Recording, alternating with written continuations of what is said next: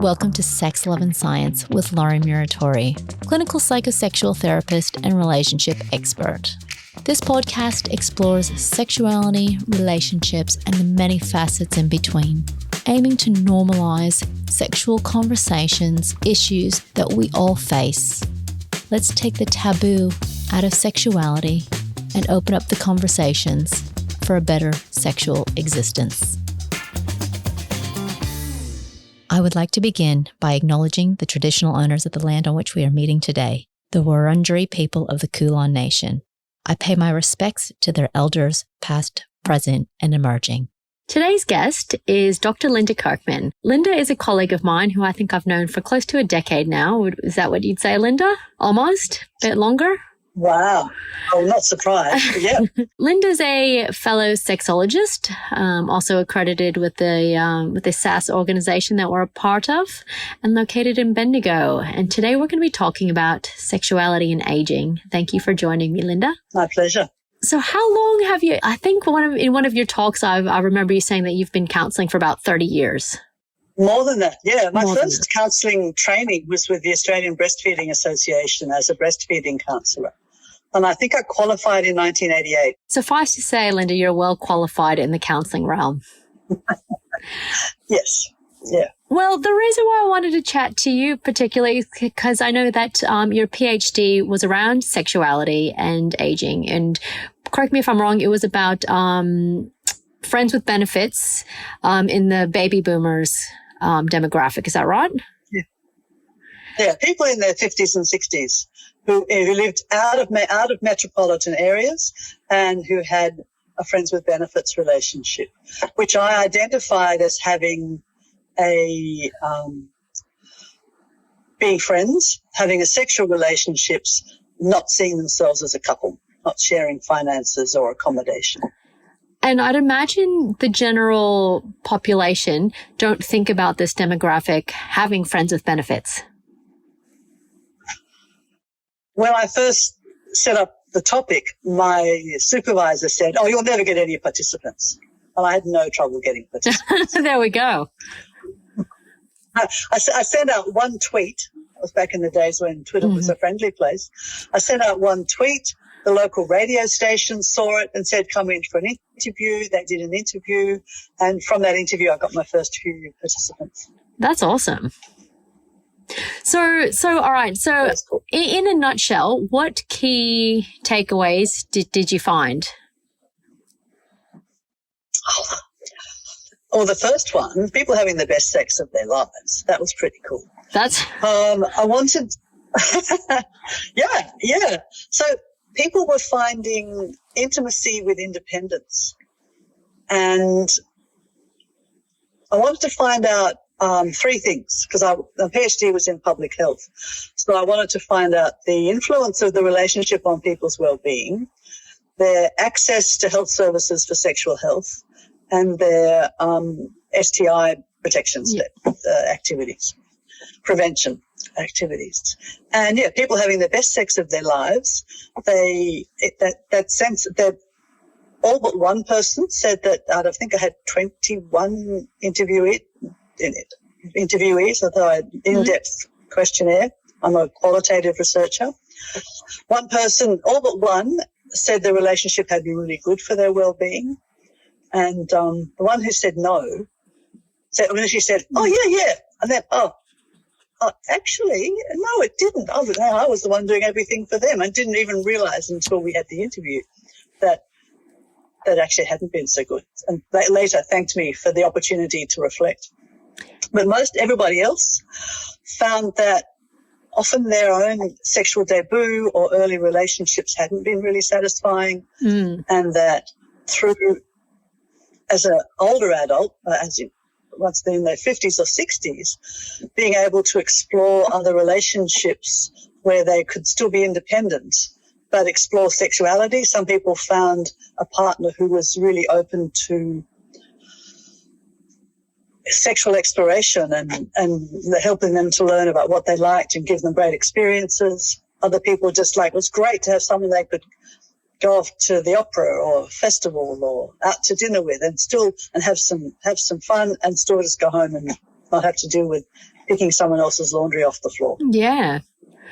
Well, it's this really makes me think about when you say it's the best sex of people's lives. I really like one thing that really stands out in my clinical work was working with a couple, and it was a cis hetero couple, and the guy was maybe late 30s, and we were talking about differential libidos, and he spoke about how he thought sex was going to end when he was 50. And it was a belief of his that sex ends at 50. And I would say that a few of my younger clients would also probably have the same beliefs. And people, because we don't think about sex or sexuality long term. That's really what I wanted to bring to today's episode is to think about the longevity of sexuality. And I love how you're saying that you can have the best sex post 50. It's amazing. And the qualitative analysis is that corroborates that. Yeah. Well, there's a lot of research that's women post-menopause, and there's different findings with women post-menopause in their sexuality, and I have some theories about some of the results. But for some women, knowing that they're not going to get pregnant is a huge liberation. Yep.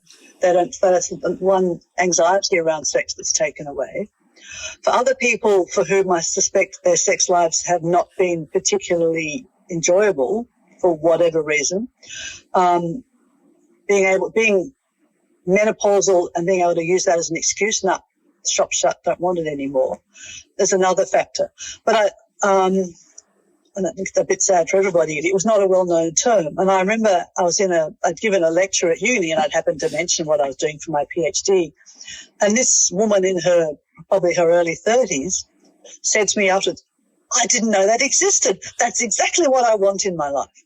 So sometimes simply to have simply to know that something exists, you can then go, that's the thing that's going to work for me in my world. And I didn't even know that was a possibility. And I think that's the same with old people. I like saying I can think of myself as an old person in my late 60s, but not everybody likes to be called old, but aging, anyway, whatever terminology. I think that if there's a trope and a stereotype that when you're over 50, your sex life ends, or somehow you're ugly and dried up and your dick doesn't work and it's just going to all be a disaster, then that really sets up a negative, really, really uncomfortable and difficult expectations. But if you have the alternative viewpoint or the perspective that sexuality, as you get into your 50s, 60s, 70s and 80s, it can still be joyous and fun and pleasurable, then that sets up a very different attitude. But you also need the education and again the just planting the ideas that sex doesn't have to involve your genitals. Sex, or if it does, you need to do things differently from the way you did things when you're in your 20s or 30s. That communication skills and expectations and understanding around what intimacy can look like, having skills around that and feeling playful and adventurous can really make a big difference to how people consider sex and aging. And I think those are some huge points, and it's not very easy to go through all those with people to change beliefs around, and attitudes of this is what sex could look like. Especially, I think one that hits home for me in my practice is the idea that genitals will change and that our bodies change. I think a lot of people compare themselves to a younger age when they were younger or fitter and think that that's exactly how their bodies are always going to work. And so to kind of just even start having those conversations and education, like you mentioned, is pretty important. And I find that a lot of people are resistant to that. Would you agree? Body image is massive for a start. Like the expectation is be beautiful, which means you don't have wrinkles or you have a toned, fit body, and all of that without any disabilities, acquired or lifelong, all of those things. And that sets people up for a really tough time when all of that, when aging happens to them. In your opinion, would you say that there's a point in time when you should give up intimacy and eroticism? What's your opinion? Oh, interesting question. Only if that's something you want. I don't think there's any obligation that one has to engage in intimacy and eroticism at any age or continue it. And you can start and stop. Like it might be that you have like we know about new relationship energy. If you're single and looking for a relationship, and that initial connection is really, there can be a lot of eroticism and power about that. And we know that new relationship energy and that limerence phase does go down, and you get into much more routine things. But no, but if somebody says, "Nah, I really don't want that in my life anymore. I'm really happy walking my dog and reading a book," then great. Hopefully what people's minds will be blown at hearing is that it can stop and start. That just because it's stopped for the moment doesn't mean it can't start up again. Which I hope people out there listening can resonate and understand that. You'll have had clients in their 20s and 30s who hadn't had any kind of intimacy for years. Exactly. And they can reconnect, or people don't even start intimacy with another person until they're in their way past their teens, 20s, 30s, even 40s.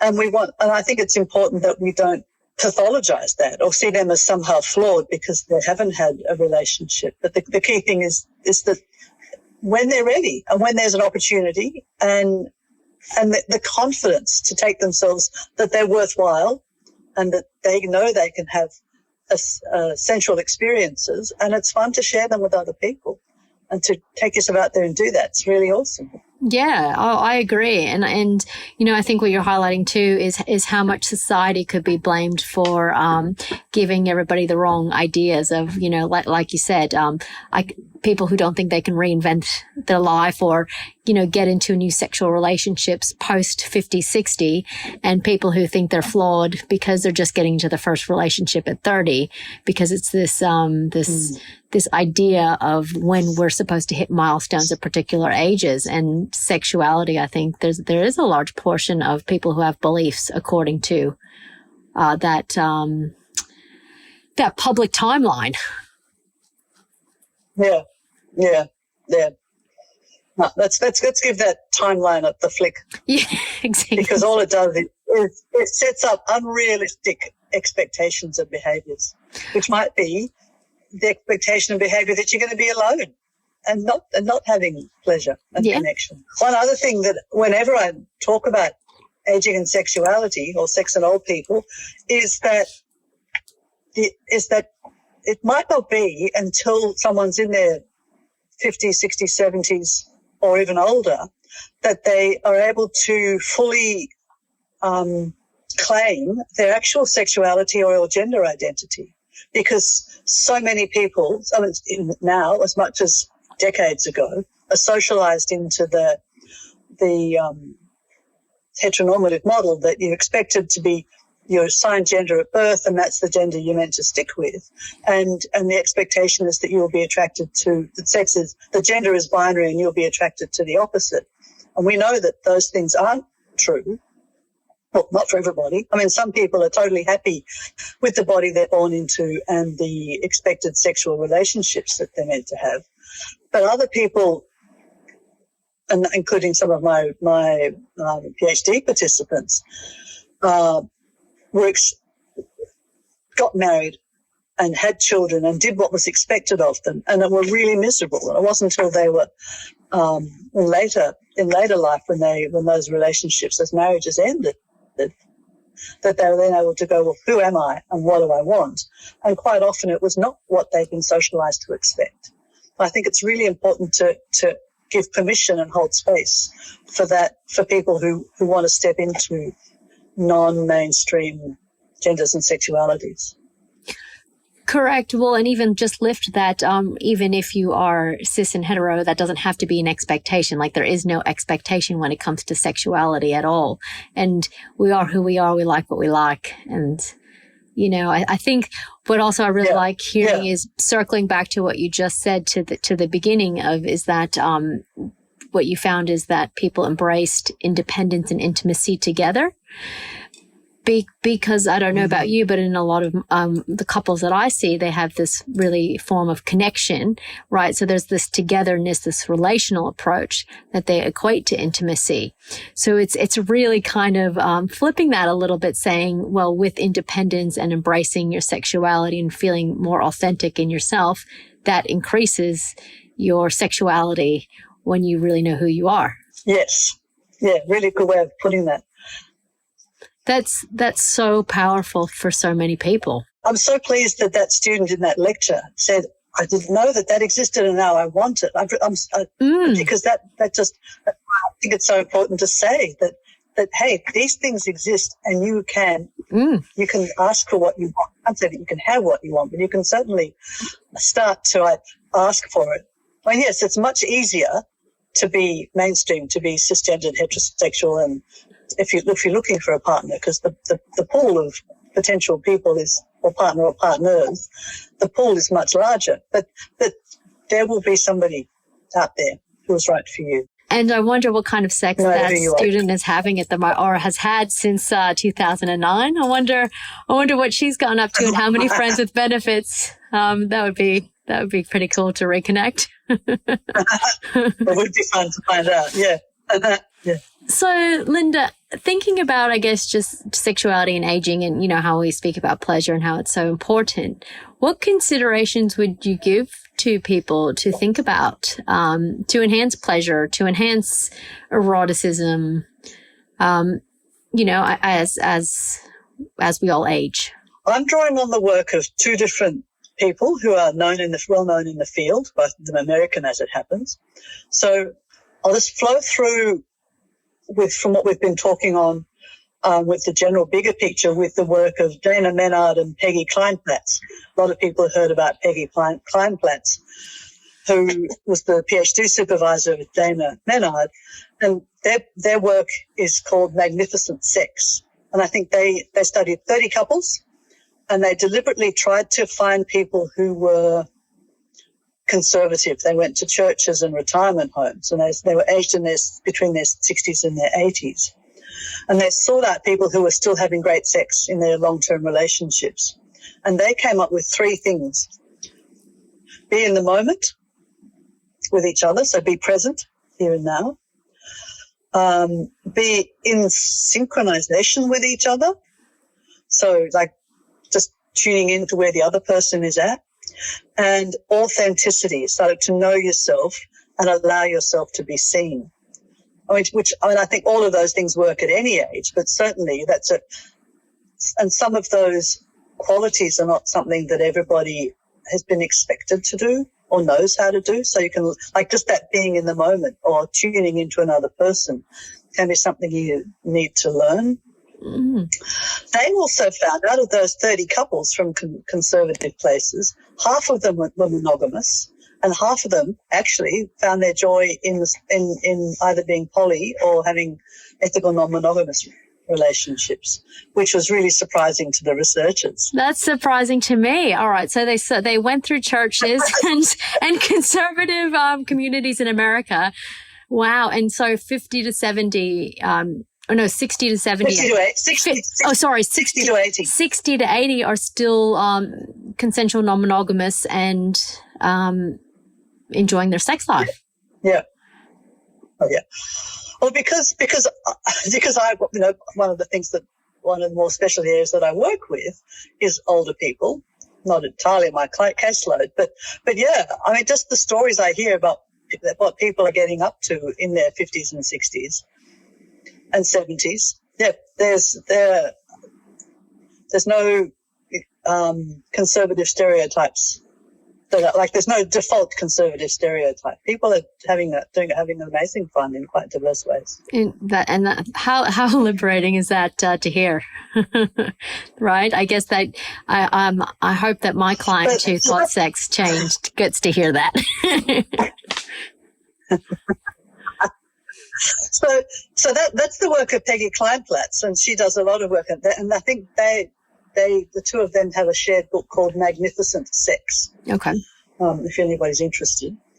The other person is my dear friend, Joan Price, who's actually was in Australia visiting me in Bendigo for her 80th birthday last year. Wow.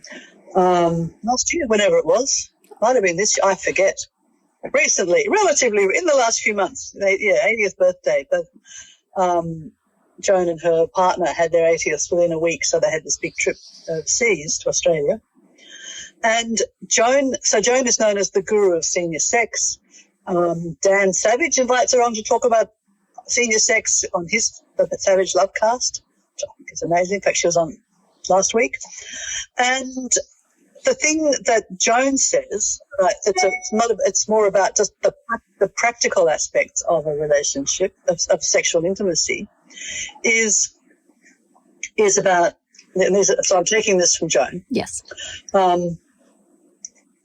So timing is one thing. Like when your energy level's best, if you have pain, arthritis or whatever, you have pain, when do you take your medication so that you're feeling your best? So time it in around things like your own energy, your pain medication, when you have meals, and I know Dan Savage talks about this, the Valentine's Day problem. People go out for this huge heavy meal and then have absolutely no interest in sex afterwards. So, fuck first is his advice. But Joan also says when you're older, you want your blood flow to be going to your genitals, not your digestive system. That's more. And so it's the same kind of advice, enjoy each other's intimacy beforehand and have your meal afterwards. Physical activity beforehand. So get the circulation going. Have a game of tennis or go for a walk or a swim or dance or do something so that you've got your circulation flowing. And STI safety. Because so many people think about safe sex as, particularly heterosexual people, safe sex as contraception, but it doesn't matter how old you are. If you're having a new partner who's had other partners, then you really need to think about how you're going to negotiate safer sex. And if there's any kind of penetration, then barrier protection for that. Correct. But I think, and all that's really great advice and tips, I would say, for anybody, right? At any age of their sexual journey. I will 100% personally agree. I like the fuck first. I think that's a big one. Nobody wants to be wild and crazy after a 5-course meal. I remember back in my 20s, if I had somebody maybe who wasn't necessarily, or whatever kind of partner, but even before going out to a party, if you got the sex over and done with, then you could enjoy the party and not worry about whether you'd be lucky afterwards. Yeah. It's kind of got that box ticked for the day, and then you get into the other entertainment without having to worry about what's going to happen later. Yeah, all the anticipation and the nerves that you just kind of... It's better to say more about me. Yeah. I think those are great takeaways. Well, I think with older bodies, I think the timing and the eating and the exercise are probably more critical than somebody in a younger body who has the capacity to get up to speed much more quickly. That's a good point. And I think, but I really like what you said about the energy flow in the body. And I guess, as you said, going for a walk, getting your body moving. I couldn't imagine, just going from static to all of a sudden expecting my body to get aroused. So I guess I think that would speak volumes, as you said, in an aging body that potentially would need to get moving and feel good first. Yeah. Joan was here. She spoke at the a couple sips ago at one of our she did. Yeah, fabulous speaker. Yeah, she's great, and she knows her content really well, really, and she's so open-minded to body, just inclusivity generally, and tips she has guidelines around how do you date at that age, and how do you manage if you've, like, what do you do if you with a past relationship, if you have a partner who you loved who's died, and what do you bring? How do you negotiate that in the context of a new relationship? Or if you've had major surgery and your body doesn't look like you might have done, like let's say you've had breast cancer and you've had mastectomies, that kind of thing, which a lot of people will automatically count themselves out. Well, I don't have what's required, therefore none of me is valuable. So learning how to take that, to be honest about what it is that you might have going on for you or not going on for you. And that goes back to the authenticity part, is kind of tying that in. Yes, yeah. One of the things that she says around, I think somebody had written her a question, I've got, whether it was a mastectomy or whatever it was, how do I bring that into when I'm signing up for a dating site or looking for a partner? And she had some really good suggestions that I'm going to outline in a minute, but I spoke at to a support group for a particular intersex condition last year, whenever it was, recently, and I drew on Joan's advice for these women whose bodies did not function the same way or look the same way that women's bodies are expected to. So they're assigned female at birth. MRKH, I think, is the intersex condition I'm talking about, where often they may have no vagina or a very short vagina but no uterus, so they cannot have babies, or they can't even necessarily have receptive intercourse as a woman. So what do you do? How do they find partners? What do they do? So I used the same principles that for that group, talking about how somebody whose body isn't what they think it could be, or their own life, their whatever. So if you're using a dating site, find one where you actually get to write a description. It's not just your picture of your face, and say, just all the good things about me. But I actually have some challenges, and when I feel safe with you, I'd be happy to talk about some of those challenges. And maybe you've got challenges too. So it's about being safe for the other person, like be upfront. I have challenges, so they're not pretending everything's perfect, and being open to holding space for someone else's challenges. Well, there are times when I've had I don't know about you, Lauren, but I find that the kind of topics in my work go in waves, like there would just be I remember one wave, I had two people, a woman who was on dating sites and had vaginismus, and was getting a really hard time from men who expected her to be able to perform on command on the first, at a single date, hookup, and a man who had erectile dysfunction or unreliable erections and anxiety about erections, and women were giving him a hard time because he couldn't perform the way they should. I was just, get these two together, they can talk to each other. I say that all the time. Ethically, we can't do that. I know, but it would be great to do a sex therapist dating app where, right, everybody could understand each other a lot nicer. So, but my point is, most people have something happening with them that's not stereotypically perfect, and for some people, whatever's happening is more challenging, like vaginismus, or having a body that the body parts that aren't what people expect, or performance, or things like vaginismus, where there's that, which is I hear what you're saying, the expectations. So to be able to say, I have challenges, and maybe you've got challenges, but and then you get to know someone. If you meet someone, and you find out, are you someone I can trust to disclose to?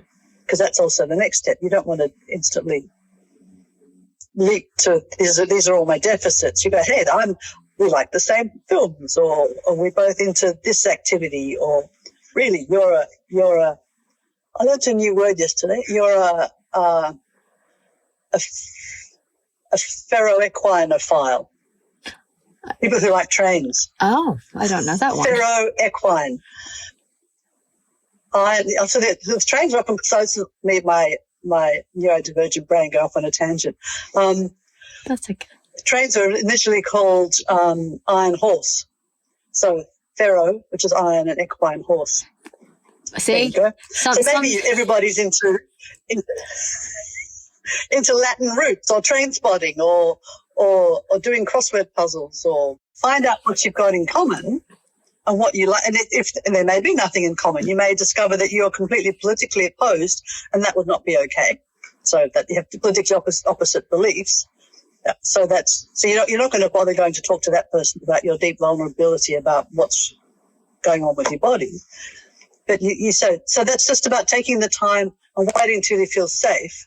You've already put it out there that there's some complications. What was the word I used? I used a different word. There are some things you will need to talk about, and wait till you're ready to talk about it. Yeah. Complications. Well, and I think though, what I take away from that is you're still being honest, and that's what I do a lot of, authenticity and honesty work with all my clients, and I think that really is being honest from the get-go, which I think is important to build any type of relationship, especially in the dating world. And I like what you're saying is you can put it out there, but you don't have to necessarily disclose every nitty-gritty detail until you actually start building trust with somebody. Which is the part that maybe not people think about. People might think it's either very black or white, like I need to disclose this, on the first date, or not at all. And I like how it's kind of a gradual approach to building trust, feeling authentic, and seeing if the partner or the person that you're with can equally meet you and be authentic, because you're not going to want to disclose something to somebody who can't meet you there. Yes, and that principle of whatever it is you meet that you should disclose or you feel vulnerable about applies to all kinds of circumstances. And it is the matter of, do I feel safe to be vulnerable with this person? Do I trust them enough to disclose? And again, it's about, there's that sweet spot of when is the right time to talk about those things. I guess a key takeaway, and what, and this could be an assumption on my part, but what I'm hearing is that with age and experience, whether you lived a life, as you said, maybe in a hetero relationship, and that really wasn't for you, and you spent a lot of portion of your life disliking it, or whatever journey people take. As we age, we start feeling, maybe some people sooner than others, but feeling more authentic and embodied and in ourselves. And with those elements comes a greater sex life. The two really go hand in hand. And potentially sometimes it is just a matter of time and experience that comes these revelations and aha moments. So this is why maybe sometimes people are having these thriving sex lives, 60s, 70s, 80s. I like to use the analogy of a smorgasbord, where you've got things that you've never eaten, things that look amazing, and there's mangoes and green curry and all kind, like different sorts of salads and fruits and vegetables and meats and whatever it might be. And there's bread, and you know bread. You feel safe with bread, and you're hungry, and bread satisfies your hunger.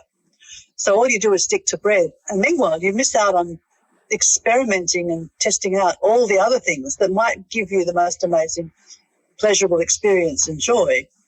You might also try something and go, ew, never again. But that's also part of the experimentation and process.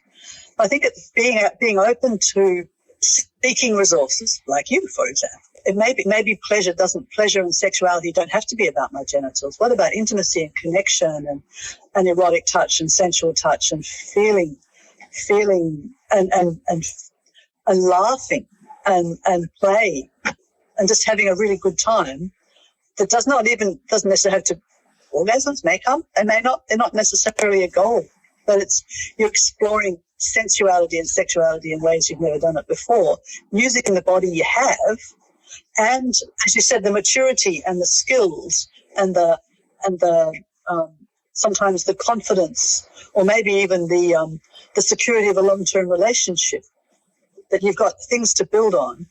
It's just about inviting in something different, and being brave enough to explore that. That's a good point. And I think that's just, a great way to kind of close it is a moment of reflection for everybody listening is, what is your willingness to learn out there? What, no matter what age you are or what relationship, what willingness do you have? What are you seeking? What are you trying? What are you not trying? What's safe and why are you staying safe? And I'm going to leave that for everyone who's listening to think about and potentially expand your repertoire. So thanks, Linda, for leaving us with that beautiful tidbit and beautiful thing to think about.